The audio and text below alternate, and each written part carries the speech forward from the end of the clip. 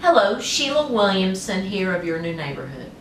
You know, as we lead up to Veterans Day, we are all reminded about our returning veterans and their needs when they come back. They've given such a sacrifice for us, and yet 22 of them every day commit suicide. I'm going to focus on some organizations that are here to help our veterans in specialized ways that maybe you can get behind. You will become more aware, and hopefully you will join in the fight to help our veterans when they return home. Today, we are joined by Keith of Task Force Dagger. This is a very specialized program, and he's going to tell you about it, and hopefully this is something that you can get behind. Keith, thanks for joining us today. Sheila, thank you for having me. And you know, as we were sitting here chatting and listening to you, one of the things that I really want to get across to everybody is that there are a lot of charities out there, and you know, when you do your due diligence and look at different charities,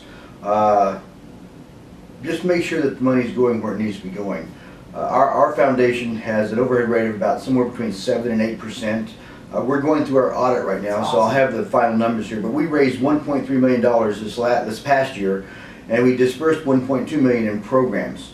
Our three primary programs that we have are immediate needs, our health initiatives program, and then our recreational therapy adaptive events. And I'll cover just a little bit about each one of these. Our demographic that we support is the U.S. Special Operations Command. And I'm a retired Green Beret, and our board is made up of retired special operators from the different branches, mostly Army Special Forces, but we have a SEAL Admiral, and then some other people that help out on the advisory board. Some other very, very great gentlemen and ladies that support us. Well, obviously this would be the military elite. Yes. These are the ones that obviously are in the most danger, that are doing so much for the country that people, they don't know about. Your average person does not know. So when they come back home, they would have different needs than just an enlisted person. So. But we also support many service members and their families that are still on active duty. Okay. The U.S. Special Operations Command, comprised of the Army, Navy, Air Force, and Marines, are deployed in over 70 countries, 24 hours, 7 days a week, 365 days a year. So every day we have service members in over 70 countries, conducting missions to protect us. And it may seem, well, how is that protecting us? I mean, you know, we're not at war. We're not, you know, we are at war, but we're, you know, it's lost a lot of publicity. You know, we have service members fighting in Afghanistan. We have service members still fighting in Iraq. I'm sure. Yeah. And those are hot wars. But we also have others. One recently got killed in Kenya last week, and their missions are in support of our national defense and our policy, our State Department, and all the programs that we are trying to do to keep our country safe from external threats. But how does Task Force Dagger Foundation work? What we do is we work hand in hand with the U.S. Special Operations Command's Warrior Care Program, the CARE Coalition.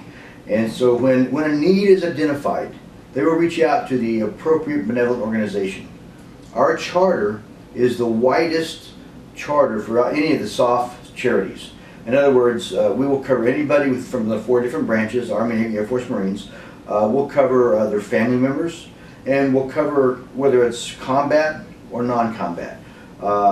And so we have, you know, a lot of injuries that are either in training for combat, but we also have vehicle accidents. One of the things that we're covering, we see a really, really big uptick in, is cancer.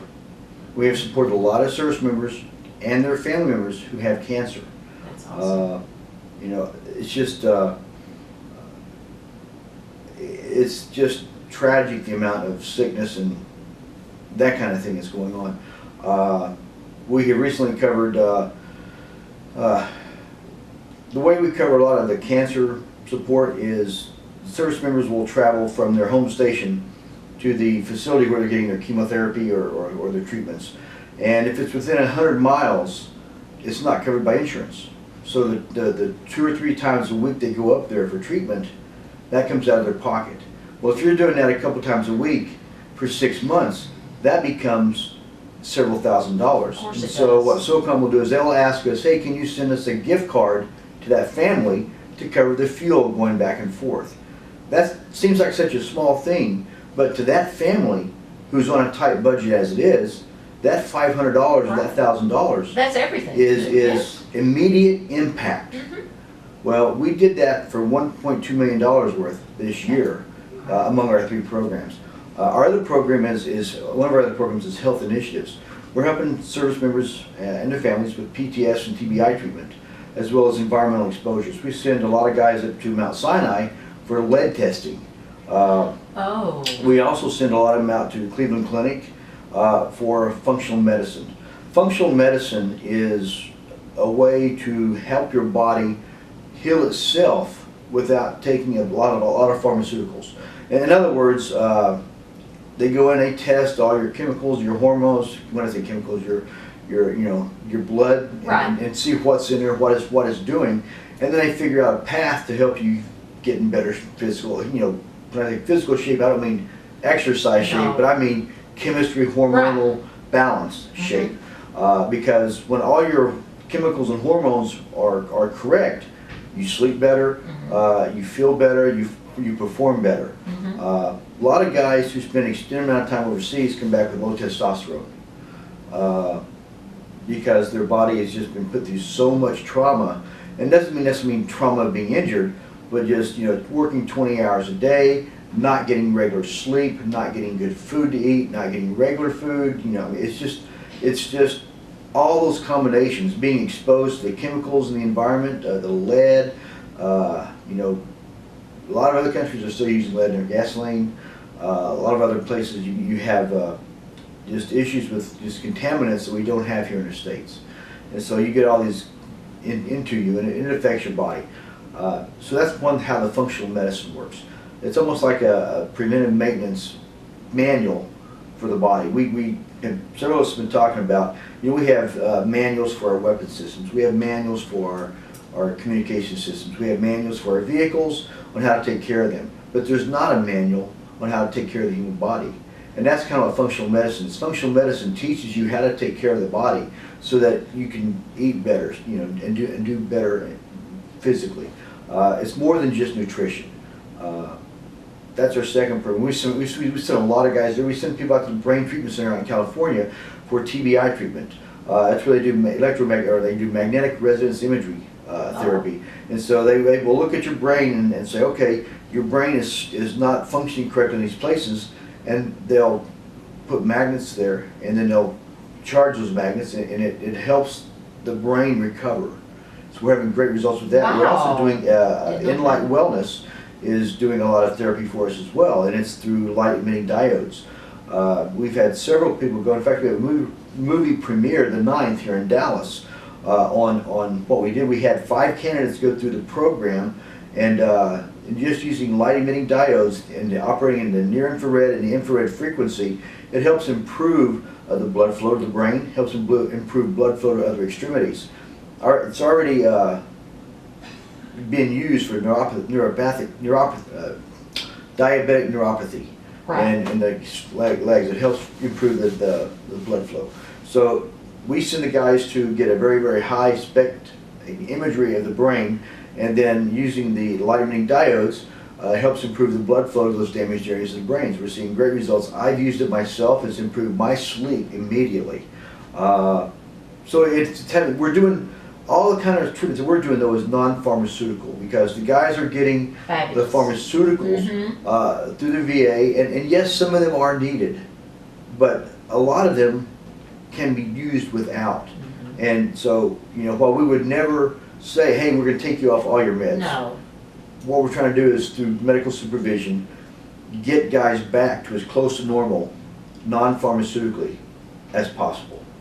And that's very, very important. That's rehabilitation at its finest. Well, it is, and it's because when you came into the military, you weren't taking meds, No. and we just finished an event overseas Sunday, and hearing the guys talk about, yeah, I gotta take tramadol, I gotta take Flexeril, I gotta take hydrocodone just to function on a daily basis. You know, that's the kind of thing that we need to reduce dependence on, and get guys back to as close to normal as possible. Lofty goal, lofty ideals, but you can only do it one person at a time, and just continuing to try to make a difference. All those treatments are expensive. Oh, I'm sure. And most of them Yeah. are not FDA approved Yeah. because they're so I cutting understand edge. that, yes. And that's the part where we either develop through partnerships or through donations the ability to treat those folks. And we have a waiting list. You know, we don't send people I'm if we can't sure. afford to do it, and we have a waiting list. And people waiting to get treatment. And we don't like doing that, but that's just a necessity, a fiscal necessity. Our third program is recreational therapy adaptive events. And anytime someone hears recreational therapy, they think, oh, I'm sending somebody on a vacation. It's not a vacation. No. We go through a strict process for candidates. The SOCOM Care Coalition searches for guys and their families that are having issues, difficulties with integrating into life, civilian life, or integrating into retired life, because a lot of these guys can't hold jobs now because of their injuries. And so when you lose, one of our mantras is mission, purpose, and focus.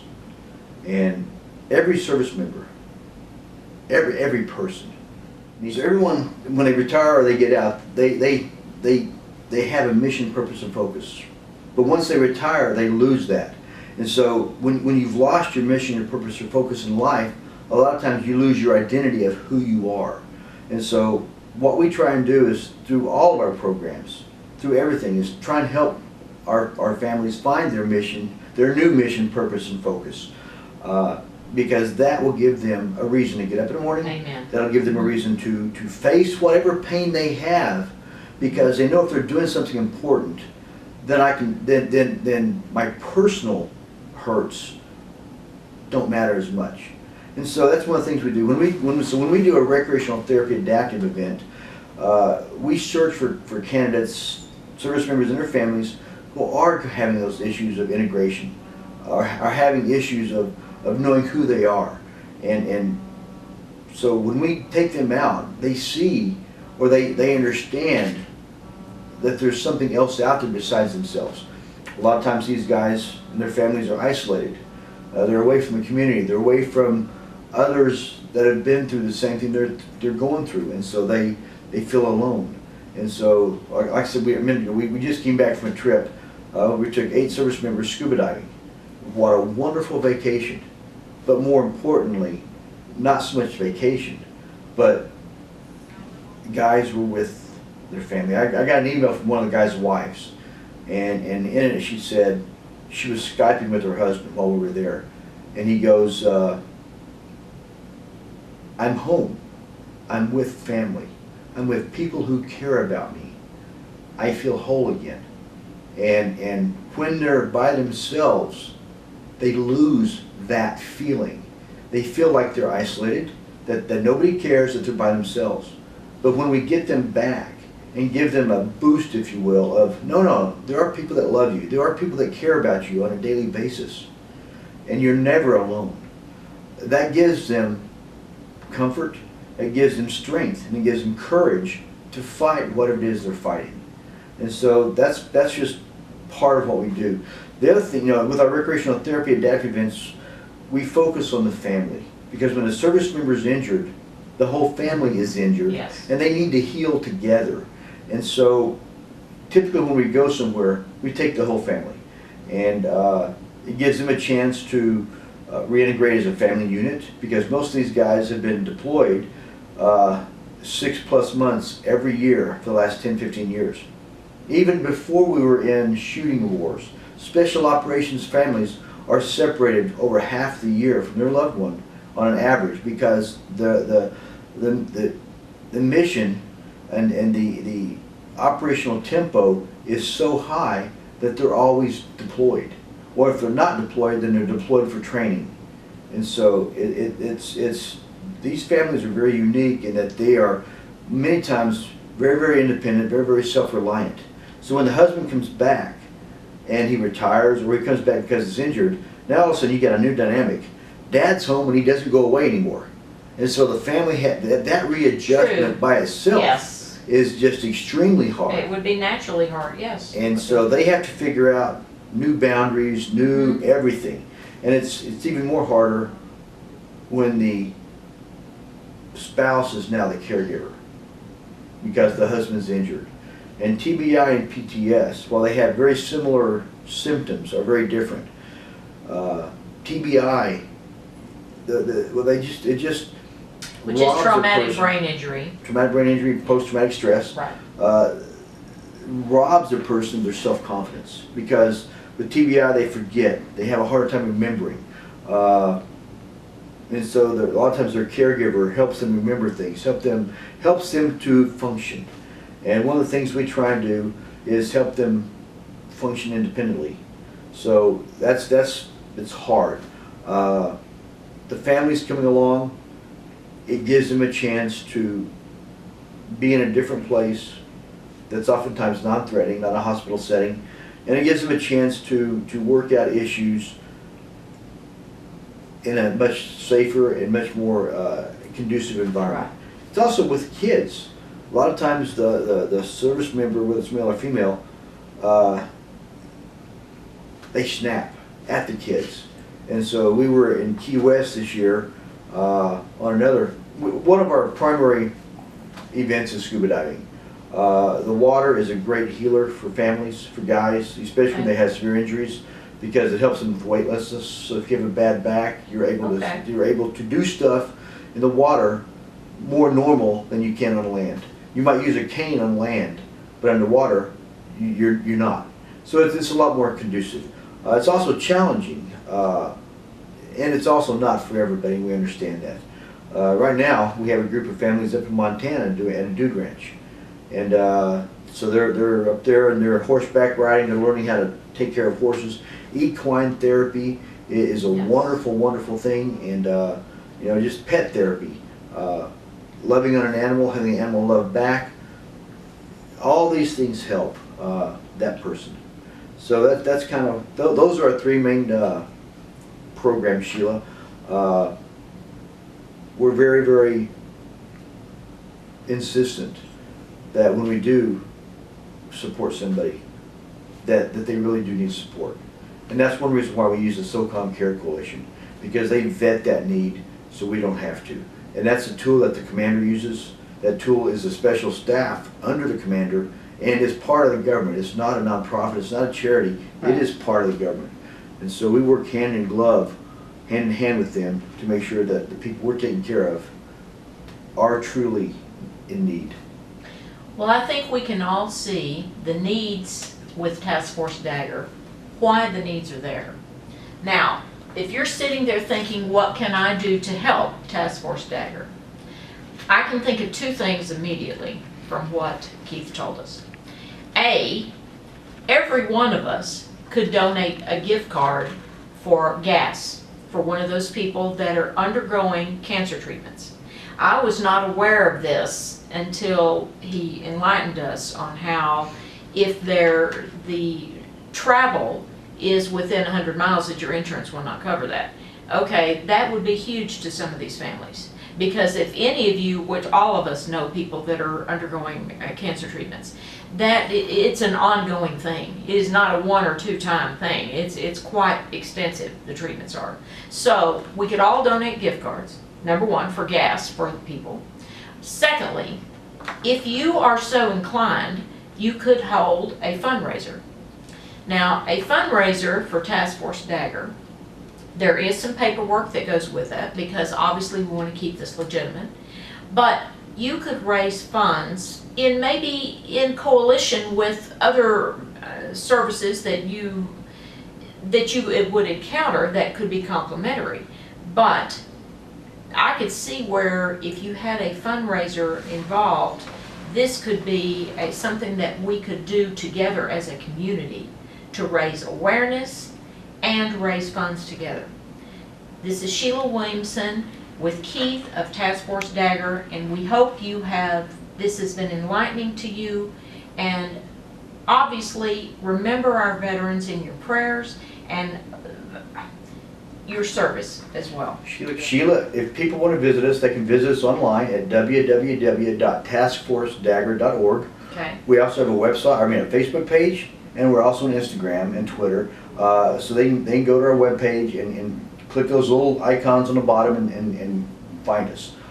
We post a lot of things on our website and on the Facebook and on the social media so that people know what's going on. We always post pictures when we do events, and unfortunately we also post people when they have lost their lives due to their military service. We want to be able to put a face to a name. Yes. Sheila, I appreciate all that you're doing with this. You know, if people do want to donate gift cards, I would ask they would donate $100 gift cards at least, Okay. or just send the money in via the donate button on our website or a check. But just thank you for having us on today, and Absolutely. just thank you for all you're doing. Thank you, and hopefully this raises your awareness of another organization that strives to help our veterans, and these are special veterans as well.